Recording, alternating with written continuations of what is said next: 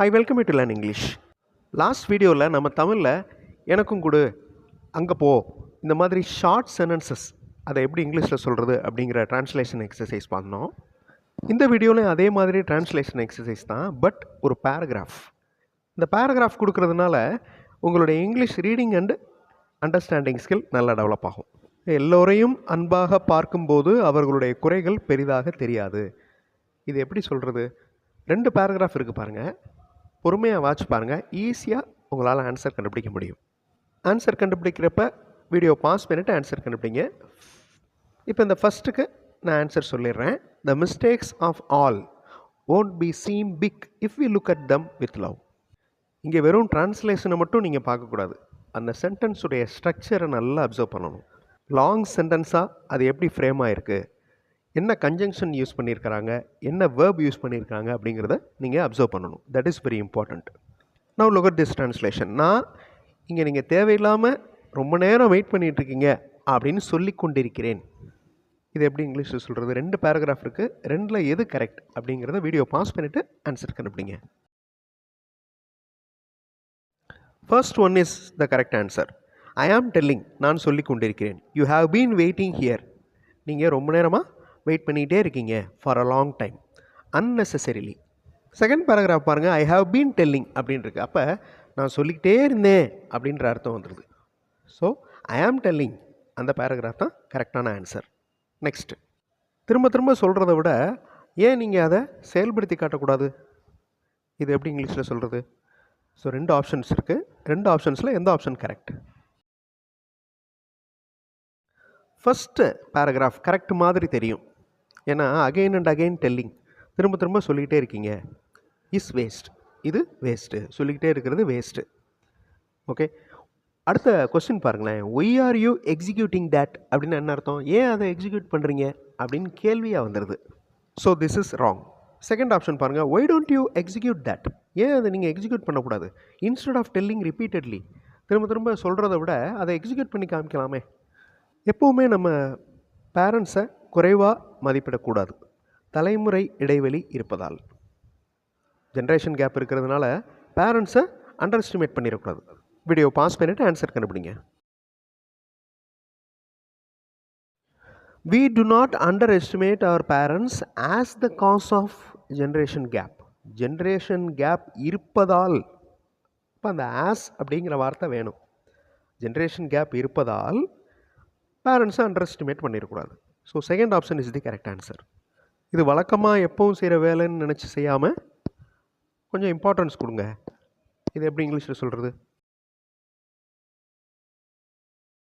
First option is the correct answer. Do not think this as a usual regular work, give more importance. This is not usual and regular work. Do not forget, ஃபர்கட்டுன்ற வார்த்தையெல்லாம் மேலே இல்லை, அதாவது மறக்காமல் அப்படின்ற வார்த்தையெல்லாம் இல்லை. Do not forget to complete this important work. So second option is wrong. உங்களுக்கு வர்றது எல்லாமே கஷ்டம் அப்படின்னு நினைக்காம ஒரு புது எக்ஸ்பீரியன்ஸ் அப்படின்னு எடுத்துக்கோங்க. இது எப்படி இங்கிலீஷில் சொல்கிறது? வீடியோ பாஸ் பண்ணிவிட்டு ஆன்சர் கண்டுபிடிங்க. Accept that you are facing a new experience without thinking that you are always receiving difficulty. எப்போவுமே நம்மளுக்கு டிஃபிகல்ட்டி தான் இருக்குது அப்படின்னு நினைக்காம ஒரு புது எக்ஸ்பீரியன்ஸ் நம்ம ஃபேஸ் பண்ணியிருக்கிறோம் அப்படின்னு அக்செப்ட் பண்ணிக்கோங்க. செகண்ட் ஆப்ஷன் பாருங்களேன், you are receiving difficulty and think about a new experience at that time. So மீனிங்லெஸ்ஸாக இருக்குது. யோசிக்காமல் முடிவு பண்ணிவிட்டு அப்புறம் அதனால் வர்ற விளைவுகளை நான் ஏற்றுக்கிற மாட்டேன் அப்படின்னா நம்ம என்ன செய்ய முடியும்? ஹவு அப்படின்னா எப்படி அப்படின்னு அர்த்தம். ஹவு கேன் வி அக்செப்ட், எப்படி நம்ம அக்செப்ட் பண்ண முடியும்? வாட் கேன் வி டூ, நம்ம என்ன செய்ய முடியும்? So second option is the correct answer. What can we do if the decision is taken without thinking and do not want to accept this consequences. Okay, ஒரு long sentence பாருங்கள். இந்த long சென்டென்ஸ்க்காக தான் அந்த ட்ரான்ஸ்லேஷன் எக்ஸசைஸே. Okay, main thing translation கிடையாது, ஈஸியாக translate பண்ணிடலாம். ட்ரான்ஸ்லேஷன் எது அப்படிங்கிறத கண்டுபிடிச்சிடலாம். ஆனால் இந்த லாங் சென்டென்ஸ் எப்படி ஃப்ரேம் ஆகிருக்கு அப்படிங்கிறத பார்க்குறது தான் எக்ஸசைஸ். எல்லாம் முடிவுக்கு வந்துருச்சு அப்படின்னு நம்ம நினச்சா இங்கே இப்போ தான் ஆரம்பிக்குது. இது எப்படி இங்கிலீஷில் சொல்கிறது?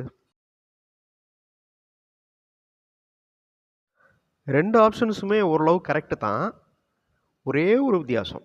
அந்த வித்தியாசத்துக்காக second option is the correct answer. எந்த வார்த்தை அப்படின்னு பார்த்தீங்கன்னா பட் அப்படிங்கிற வார்த்தை.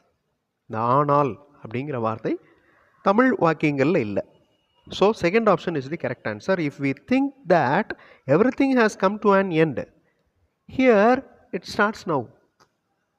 நான் வீடியோ ஆரம்பத்தில் சொன்ன மாதிரி இது ஒரு டிரான்ஸ்லேஷன் எக்ஸசைஸ். லாஸ்ட் வீடியோவில் சின்ன சின்ன வாக்கியங்கள் தான் பார்த்தோம். ரொம்ப இன்ட்ரெஸ்டிங்காக நம்ம கேஷுவலாக பேசுகிறப்ப யூஸ் பண்ணுற வாக்கியங்கள் தான் பார்த்தோம்.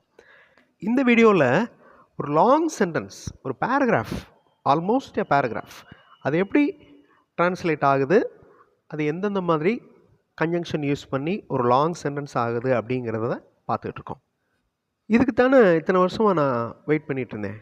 அவ்வளவு சுலபமாக இந்த வாய்ப்பை விட மாட்டேன். இதை நீங்கள் இங்கிலீஷில் சொல்லணும். வீடியோ பாஸ் பண்ணிட்டு யோசிங்க.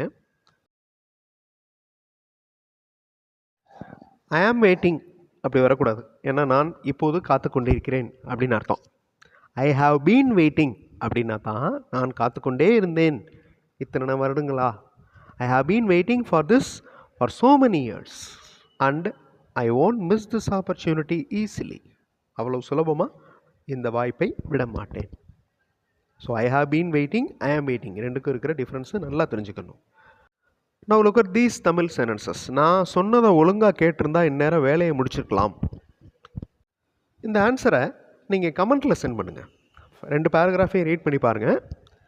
எந்த பேராகிராஃப் கரெக்ட் அப்படிங்கிறத ஃபஸ்ட் பேராகிராஃப், செகண்ட் பேராகிராஃப் இந்த மாதிரி மென்ஷன் பண்ணி கமெண்ட்டில் சென்ட் பண்ணுங்கள். அடுத்த வீடியோவில் இன்னொரு இன்ட்ரெஸ்டிங்கான டாப்பிக்கோட பார்க்கலாம். தேங்க்ஸ் ஃபார் வாட்சிங் and thanks for your valuable comments.